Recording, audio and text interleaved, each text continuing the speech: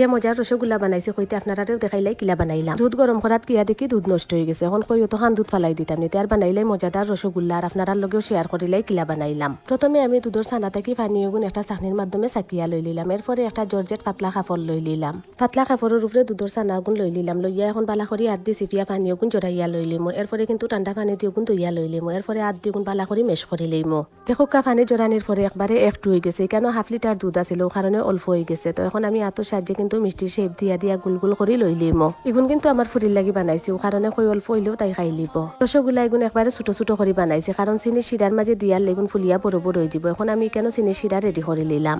1 cup চিনি 1 cup পানি দিছি, দিয়ার লগে ডালচিনি এলাচি দিছি, দিয়া কিছু সময় জাল দেওয়ার পরে একটা একটা করে আগে থাকি রেডি করে রাখা মিষ্টি এগুন দিলাইলাম। চিনির শিরার 10 মিনিট জাল করার পরে কিন্তু লামাই দিমু। তো ফাইনালি কিন্তু আমার রসগোল্লা বানানি হয়ে গেছে। দেখো কতটা পারফেক্ট হয়েছে, খাইতেও কিন্তু যে মজা হয়েছে। ভিডিওটা কিলা লাগলো অবশ্যই কমেন্ট করে জানাইবা। ভালো লাগলে একটা শেয়ার দিবা। আরো সুন্দর সুন্দর ভিডিও পাইতে হইলে আমার পেজও ফলো দিয়া রাখবা।